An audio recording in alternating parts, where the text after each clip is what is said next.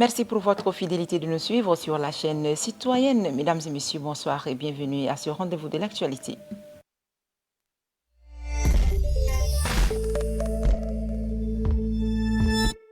La formation de 2000 jeunes tchadiens en intelligence artificielle a été officiellement lancée ce matin par le ministère de la Télécommunication. C'était ce matin dans la grande salle du ministère des Affaires étrangères. Cette cérémonie a vu la participation des hautes autorités ainsi que les partenaires. Halla Nathalie Krimba nous en parle.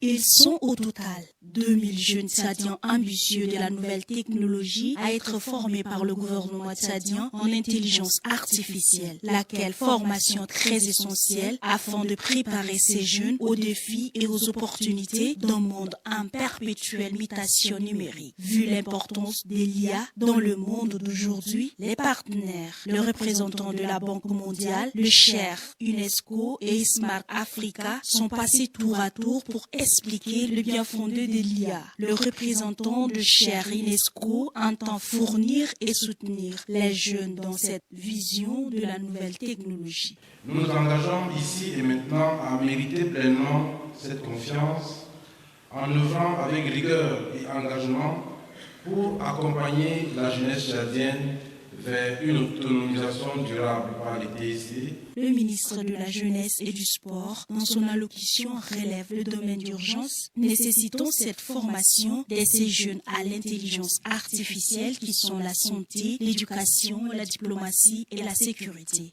La jeunesse est aujourd'hui au cœur du projet national porté par le maréchal président de la République.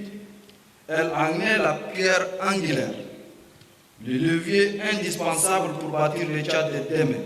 Saluant cette initiative porteuse d'avenir pour la jeunesse et d'une génération capable de relever les défis et les technologies du futur au service d'intérêt du Tchad, le ministre de l'économie numérique et de la digitalisation de l'administration exhorte les participants à être assidus. La formation de l'intelligence artificielle est un tout. Et ce tout se transforme en une réalité.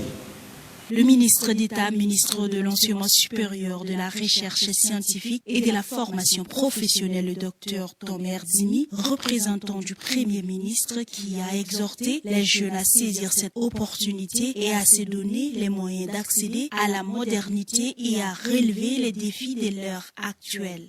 L'intelligence artificielle, en particulier, est en train de transformer tout le secteur de notre société.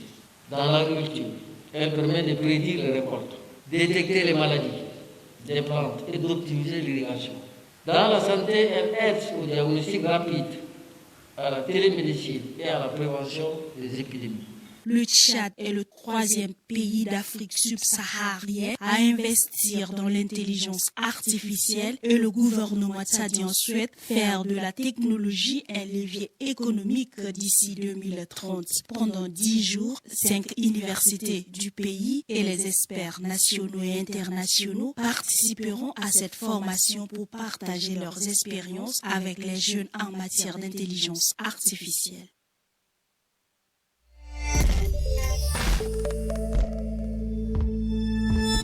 Et puis l'Office national des examens et concours du supérieur ONEX a présenté le bilan de l'organisation du baccalauréat session de juin 2025. C'est le directeur général, le professeur Bianzebe Tirki, qui a présenté ce bilan en présence du ministre d'État, ministre de l'Enseignement supérieur et du ministre de l'Éducation nationale. C'était ce matin dans la grande salle de l'ONEX. Mbaïnadi Nicolas nous en dit un peu plus.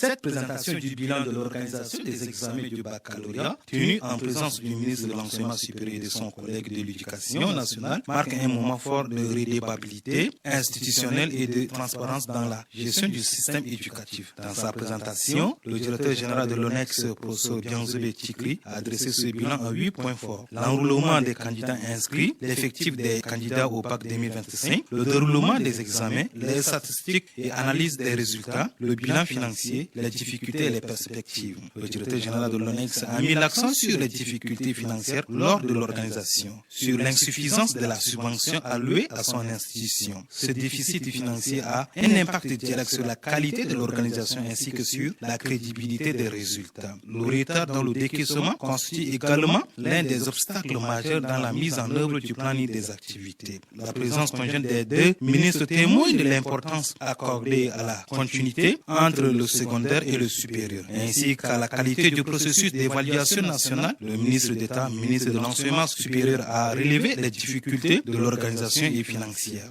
Monsieur le ministre de l'Éducation nationale et le ministre de la Jeunesse et des Sports représenté ici par la secrétaire générale, nous avons demandé d'assister à cette réunion pour que vous écoutiez les problèmes, les réels problèmes que les gens de l'ONEX rencontrent pour organiser le bac.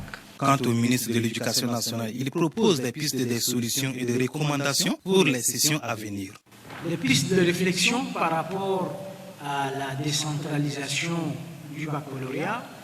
Tous ces points, je les partage et j'appuie le ministre d'État dans ce sens. Et je propose à ce que la réflexion soit poussée, approfondie, pour qu'il y ait des recommandations.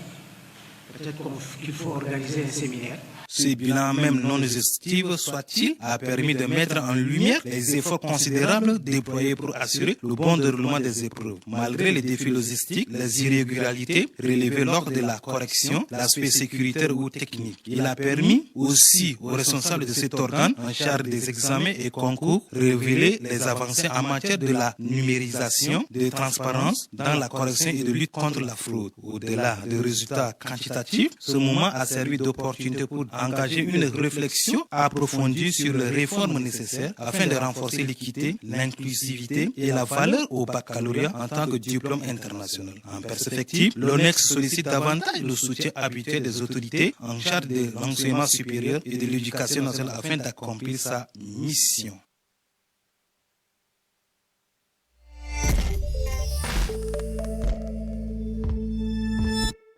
La page de société de cette édition, la séparation et le divorce des parents laissent souvent les enfants se livrer à eux-mêmes. Derrière les rires d'enfants se cachent parfois des blessures profondes, le traumatisme et le manque d'affection. Quel est l'impact donc réel de cette réalité grandissante sur la vie de ces enfants victimes? Ce sujet a inspiré Ariel Tayo. Au Tchad, comme dans de nombreux pays, le divorce n'est plus un phénomène rare. Il devient même une solution courante aux conflits conjugaux. Il se manifeste de différentes manières et catégories, comme l'explique le clerc de justice Djekornodi Isidore. Nous avons d'abord le divorce par consentement mutuel et nous avons également le divorce demandé par l'un des époux et accepté par l'autre. Et enfin, nous avons le divorce par consentement mutuel et également le divorce qui tourne autour de la question maintenant sociale. Malgré les obligations parentales après le divorce, les enfants deviennent les dommages collatéraux oubliés. Trop souvent, après la séparation, chacun des parents poursuit sa route, reléguant les enfants à une place secondaire, sans cadre, sans affection équilibrée, ni repère stable. Ces enfants sombrent. Le divorce, bien qu'étant une rupture légale entre des conjoints, entraîne souvent des répercussions lourdes sur les enfants. Pour les dispositifs, nous avons une convention nationale. D'après l'article 18 de cette convention, c'est-à-dire la responsabilité maintenant est partagée après le divorce. Donc, lorsqu'il y a un divorce, les parents, que ce soit l'époux ou l'épouse, ont la lourde mission de s'accorder sur certains points et d'accompagner les enfants d'une manière séparée. Car de l'enfant est accordé au parent qui est le plus stable. Mais si on constate que l'un des parents n'est pas stable, automatiquement on lui retire la garde. Mais ces parents tout de même ont un droit de visite. Il est recommandé aux couples séparés d'assurer l'équilibre de leurs enfants pour que ceux-ci ne se sentent pas seuls et qu'ils reçoivent une bonne éducation malgré la rupture. Les recommandations, moi je crois que ça doit d'abord interpeller le gouvernement ou l'État. C'est-à-dire d'abord on doit procéder à une mise en place d'un cadre ou d'une structure pouvant aider à accompagner les couples divorcés. Et même à accompagner également les enfants. Puisque dans le divorce, les premières victimes, ce sont les enfants. c'est les enfants qui en souffrent de trop. Donc, on peut également mettre en place une structure pour accompagner ces enfants-là, parce que lorsqu'il y a un divorce, il y a certains enfants qui peuvent également recevoir des chocs émotionnels. Donc, ça peut traumatiser déjà un enfant. Le divorce ne concerne pas seulement deux adultes, il bouleverse la vie d'êtres innocents. Face à cela, les familles doivent prioriser le dialogue, la coparentalité responsable et l'accompagnement psychologique. Car un enfant abandonné aujourd'hui peut devenir un adulte brisé demain. Merci Ariel Taillot. La fréquentation des ciné-clubs et les bars par de nombreux jeunes adolescents ont un impact négatif sur leur avenir. Trompant la vigilance donc des parents ou simplement par négligence de certains parents, ces jeunes se retrouvent à la merci de l'éducation de la nature et des séries télévisées. Suivez à ce sujet le reportage de Masdene Josiane avec le récit d'Alphonsine Madilom. La fréquentation des ciné-clubs et des bars ont un impact négatif sur l'avenir de nombreux jeunes. Beaucoup de parents laissent leurs enfants à la merci de la nature. Bien que le cinéma soit un art culturel important, offrant des œuvres qui contribuent à l'épanouissement de la population, certaines projections peuvent être soumises à un contrôle rigoureux pour protéger les plus jeunes. Quant à la consommation d'alcool, elle peut provoquer des troubles du système nerveux, de la coordination de la vision et augmente les risques d'accidents et des bagarres qui occasionnent des coups et blessures. Le cerveau d'un adolescent n'est pas encore mature et la consommation d'alcool peut entraîner des dommages irréversibles sur le processus de son développement, notamment au niveau de la mémoire et de l'apprentissage. Il est crucial d'informer les jeunes sur les risques liés à la consommation d'alcool et de leur donner des outils nécessaires pour opérer des choix responsables. L'exposition à des scènes violentes ou à des comportements inappropriés peut, dans certains cas, inciter les jeunes à reproduire ces comportements, notamment à la maison. Les détenteurs de ces ciné-clubs devraient prévoir un encadrement pour les adultes capables d'animer le débat et de répondre à la préoccupation en vue d'orienter leur découverte du cinéma. Certains enfants qui ont tendance à dire que quand je serai grand, je vais être un acteur pour tabasser les gens, faire du trafic de drogue et tuer ceux qui ne me respectent pas. Les parents doivent être vigilants et surveiller de près leurs enfants dans la fréquentation de certains lieux inappropriés. Des règles claires et cohérentes peuvent aider à réduire les risques. Il est alors important de proposer des programmes éducatifs, de divertissement aux jeunes qui semblent être dépendants de l'alcool et du cinéma. Restons toujours en société, autrefois perçue comme un sanctuaire de fraternité, de solidarité et de respect mutuel. L'Afrique brillait par la chaleur de son hospitalité traditionnelle. Mais aujourd'hui, cette valeur inestimable semble vaciller sous le poids de la modernité, des nouvelles technologies et de l'individualisme. Maloum Esther nous en parle.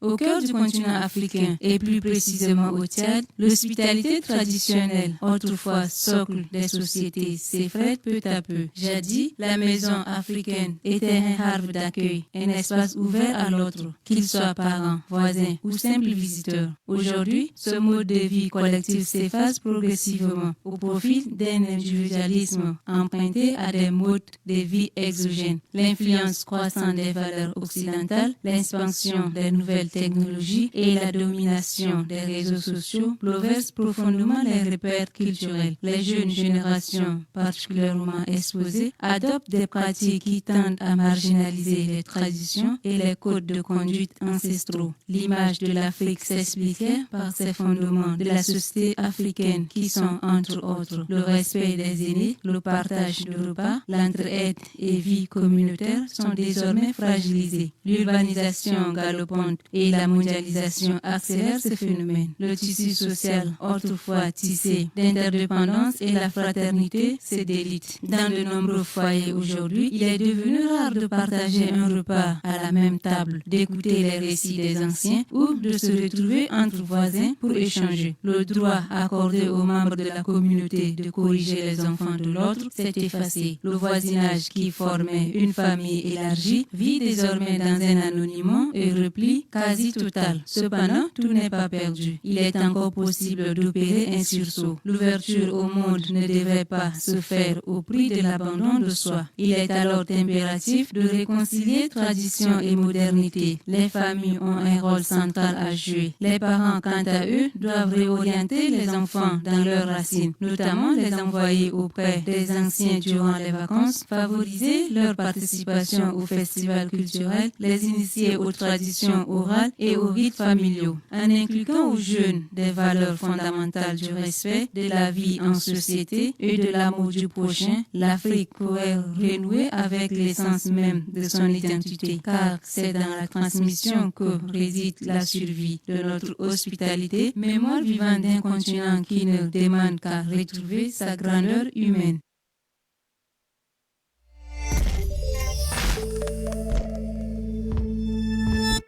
Et puis en santé, le fibrome, une maladie qui se développe dans la paroi de l'utérus. Il paraît le plus souvent chez les adolescents ou femmes en âge de procréer. Quelles sont donc les causes de cette maladie? La réponse dans ce reportage de Roséline Ndiékourpois. Appelée fibrome ou myome utérin, cette tumeur bénigne est prévisible chez les jeunes filles et femmes lors des opérations chirurgicales. À la question d'en savoir davantage sur les causes, les conséquences, voire la prise en charge de cette tumeur, le professeur Damteou Sadjoli, maître de conférence agrégé en gynécologie obstétrique, répond. Comment reconnaître qu'une femme a des fibromes? Habituellement, ce sont des boules qui se développent au niveau des muscles. Lorsqu'on reçoit la femme, en examinant l'utérus, au niveau de la palpation, on peut retrouver qu'il y a un utérus qui est augmenté de taille. La croissance de myome est en rapport avec une sécrétion d'une hormone estrogène, devrait-il ajouter. La croissance de myome est en rapport avec une sécrétion d'une hormone qu'on appelle estrogène. Lorsqu'il y a une hyperestrogénie, où la femme peut facilement développer le myome ou les fibromes. Le fibrome utérin se manifeste de diverses manières et peut favoriser les infections urinaires à répétition. Ça peut aussi se manifester par des signes urinaires. C'est-à-dire que la compression de la vessie fait en sorte que la patiente peut se plaindre des douleurs à la miction, qu'on appelle dysurie, ou bien une brûlure qu'on appelle myxalgie. Les signes digestifs et urinaires sont des facteurs à ne pas négliger, car ils peuvent compliquer la vie de la patiente. Comme c'est à côté, l'utérus est situé juste en avant du rectum. Donc lorsque le fibrome est gros, ça comprime le rectum. Donc finalement, la patiente va se plaindre des constipations à répétition. Elle sent comme s'il y a quelque chose qui pèse au niveau du ventre. Dans certains cas, les complications sont multiples et variées. Lorsque le fibrome est situé sur cette partie, ici, normalement c'est là où le fœtus doit rester. Mais comme il est né, comprime, il l'empêche. Finalement, le fœtus peut finir par sortir. On dirait que c'est des fausses couches précoces ou tardives à cause du fibrome. Sur 100 femmes qui font des fibromes, 1% des risques d'une transformation carcinomateuse. Sur 100 femmes qui font des fibromes, il y a 1% de risque d'une transformation carcinomateuse. Et les rare, ça existe. Bien que rares chez les jeunes filles, les fibromes peuvent apparaître après la puberté selon les spécialistes en gynécologie. La prise en charge est généralement basée sur la taille du fibrome, la sévérité des symptômes et l'âge de la patiente. Toujours en santé, la fabrication de l'huile d'arachide, communément appelée andouria, suscite de vives inquiétudes. Entre procédés rudimentaires, déchets nauséabonds et manquements criants aux normes d'hygiène, ce produit largement consommé cache une réalité alarmante. Milamom Sidoni nous en parle. Derrière le goût familier de l'andouria, précisé dans de nombreux foyers tchadiens, se cache une scène de fabrication où l'hygiène semble reléguée au second plan. Dans certaines huileries artisanales, les graines d'arachide, première matière de cette production, sont étalées à même des bâches pousselleuses, parfois joncées à même le sol, exposées aux intempéries, aux passants et à toutes sortes de souillures. À cela s'ajoute l'état préoccupant de machines utilisées pour l'extraction. Mal entretenues, parfois rouillées, elles donnent à l'huile une couleur foncée, loin des standards de qualité attendus. Résultat, un produit final douteux, tant sur le plan visuel que sanitaire. Mais ce n'est pas tout. L'environnement immédiat de ces unités de production est aussi préoccupant. Les déchets issus de l'extraction sont déversés sans traitement, provoquant une odeur fétide insoutenable. Les résidus attirent des insectes et rougeurs, polluent le sol et dégradent la qualité de vie des riverains. Face à cette situation, l'absence de réaction des autorités compétentes, notamment des ministères en charge de la santé publique, de l'environnement et du commerce, soulève des interrogations. Le SECOCDA, structure de contrôle de qualité, est lui aussi pointé du doigt pour son silence et son laxisme. Il devient urgent de renforcer le cadre réglementaire, d'imposer les normes d'hygiène strictes et de veiller à leurs applications effectives. Car au-delà d'un simple produit de consommation, c'est la santé de toute une population qui est en jeu.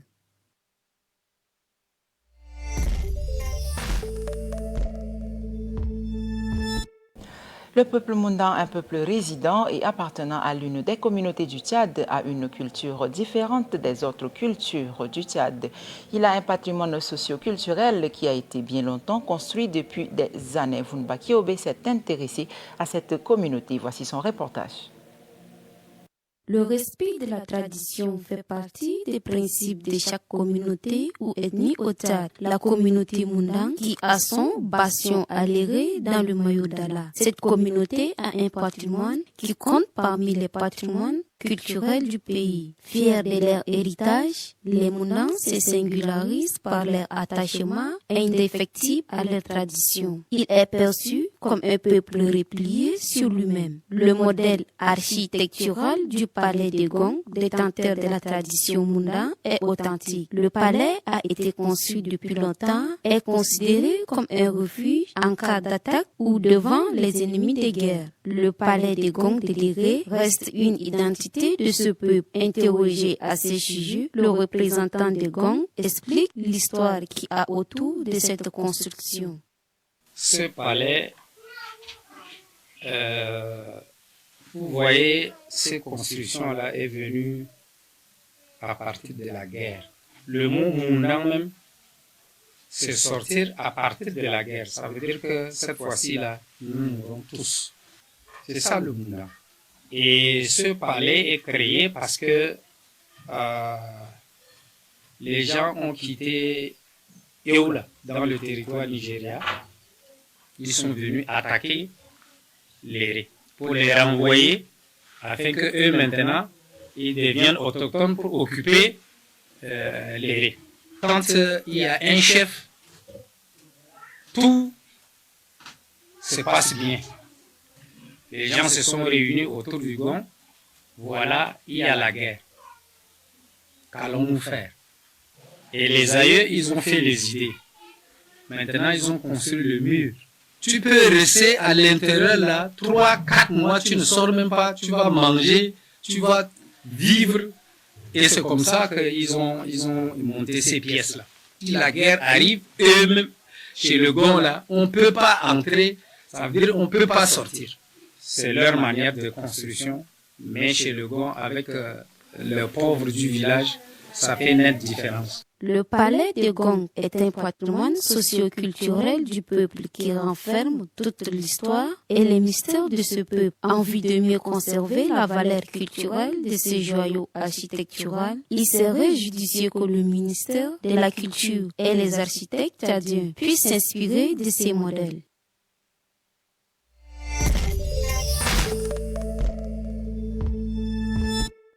Et puis en sport, pour finir, les rideaux sont définitivement tirés sur le championnat de play-off. Le club de Lamatin est champion de N'Djamena au titre de la saison 2024-2025 en battant le club d'Amtok City par un score de 70 paniers contre 31. Maïdik Samsadok nous en dit plus. Après un revers le samedi passé au deuxième match, les Lamatins reviennent sur le plateau ce dimanche pour jouer un troisième match appelé match de revanche après être noyé par Amtok City. C'est un calcul difficile pour les deux protagonistes qui ont entamé cette rencontre. Les Lamatins ont fait une brillante entrée dès le premier quart de temps de jeu. Ils se sont montrés très efficaces et réalistes face au panier. Amtok City essaye de passer l'adversaire, mais la défense était difficile à franchir. Les joueurs d'Amtok City étaient imprécis dans les tirs et les Lamantais en ont profité pour faire le maximum de points avant la pause. Le score 36 paniers à 13. Les Lamantais en toute confiance poursuivent leur campagne de domination. Les hommes de coach Mugena Richard étaient à quelques minutes de la réalité pour soulever le trophée. Les joueurs d'Amtok City se battent au troisième round pour revenir au score, mais les Lamantais solides défensivement. Tout est rouge pour les Lamantais qui marchent sur la glace en marquant facilement les paniers, sans difficulté.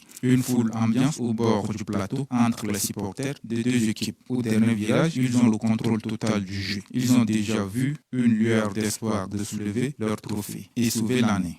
Le score de cette finale est sanctionné par 70 paniers contre 31, ce qui prouve une finale méritée par un bon parcours des Lamantais. Notons que quelques joueurs ont été récompensés grâce à leur performance individuelle, dont le joueur de Warriors, Ange, élu meilleur joueur. Eric de l'équipe Amtok City, élu joueur révélateur. Yaya Ngaba avec 2 prix et meilleur rebondeur du championnat. Ndirasem Christopher, élu meilleur tireur à 3 points. 5 joueurs sont élus majors, dont 3 joueurs de l'équipe Amtok City ont gagné ce prix sur 5. Cette distinction des joueurs d'Amtok City prouve un niveau de travail appréciable pour ce club montant qui a fait ses preuves pour sa première saison en championnat D1. Et c'est la fin de cette édition. Merci à toute l'équipe de la réalisation. Merci à vous, mesdames et messieurs, de nous avoir suivis. Très bonne suite en compagnie du reste de nos programmes.